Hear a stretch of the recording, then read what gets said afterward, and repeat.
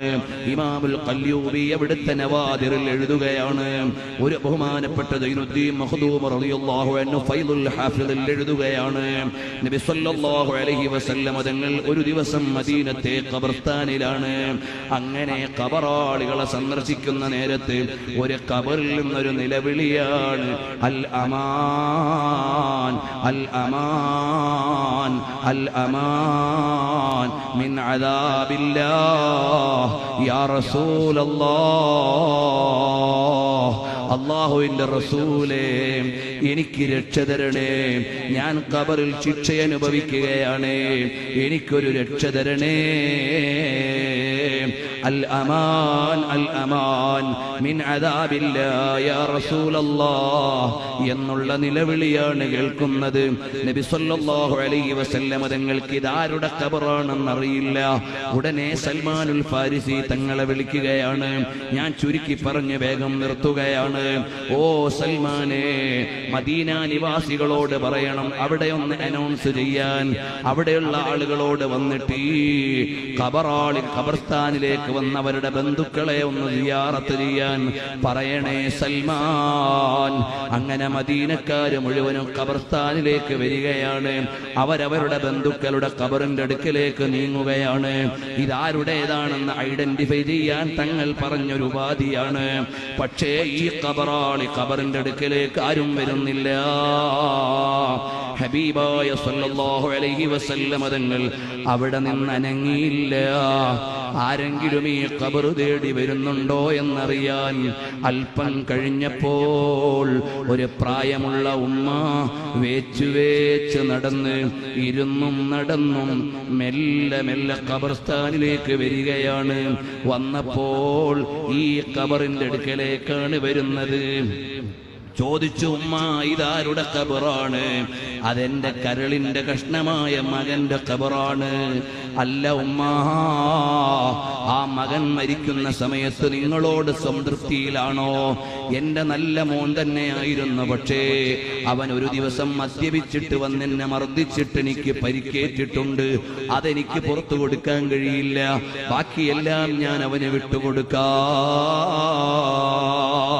നബി സല്ലല്ലാഹു അലൈഹി വസല്ലം തങ്ങൾ പറഞ്ഞു, ഉമ്മ അതും കൂടി ഒന്ന് പുറത്തു കൊടുക്കുമോ ഉമ്മ? വലിയ പ്രയാസത്തിലാണ് നിങ്ങളുടെ മകൻ. ഇല്ല ഇല്ല, എനിക്കത് വിട്ടുപൊറുക്കാൻ കഴിയില്ല. കാരണം അവൻ എന്നോടങ്ങനെ ചെയ്യാൻ പാടില്ലായിരുന്നു. പിന്നെയും പിന്നെയും പറഞ്ഞു, അവനൊന്ന് പുറത്തു കൊടുക്കുമോന്ന്. ഇല്ല ഇല്ല, ഹബീബായ തങ്ങൾക്ക് ഉമ്മാക്ക് വേണ്ടാങ്കിൽ എനിക്കും വേണ്ടാന്ന് പറഞ്ഞു ഒഴിയാമായിരുന്നു. പക്ഷേ തങ്ങൾ ഉമ്മാനേക്കാൾ വലിയ മഹബത്തുള്ള നേതാവാണ്, എങ്ങനെ ഒഴിയാനാണ്? അവസാനം പറഞ്ഞു, ഉമ്മ ഖബറിന്റെ അടുക്കലേക്കൊന്നിരുന്നേ. തങ്ങൾക്ക് മുഅ്ജിസത്ത് കൊണ്ട് കേൾക്കാൻ കഴിഞ്ഞത് തങ്ങൾ പ്രത്യേകമായി അവിടുന്ന് പറഞ്ഞപ്പോൾ ഖബറാളിയുടെ കരച്ചിൽ ഉമ്മ കേൾക്കുകയാണ്.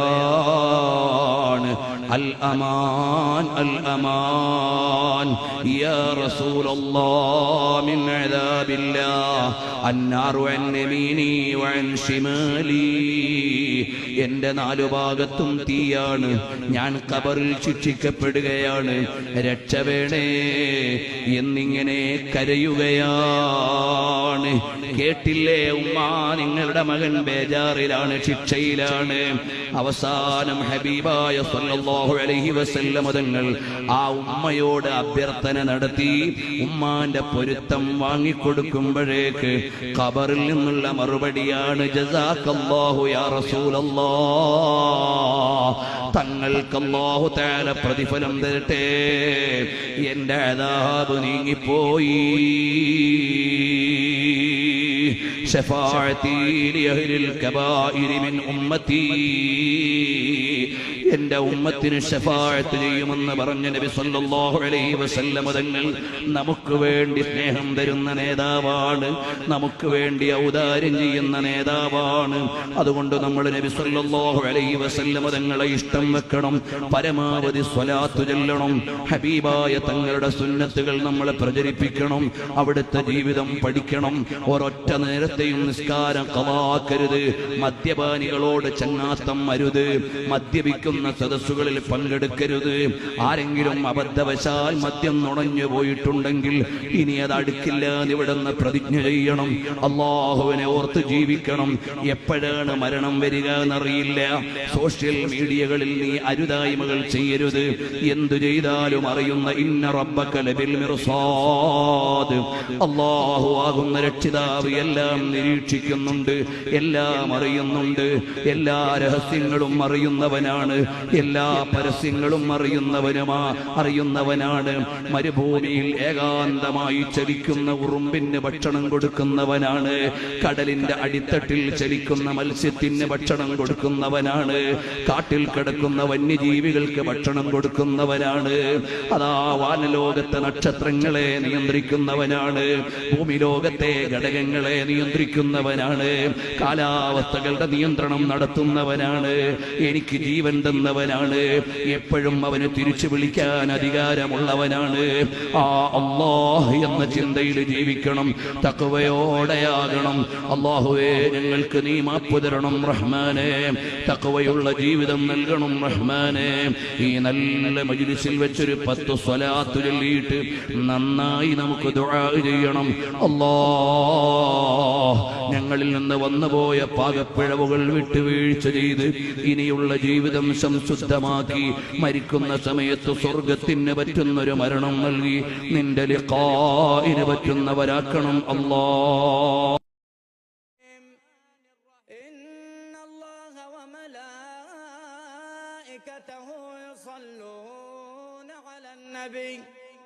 يا أيها الذين آمنوا صلوا عليه وسلموا تسليما.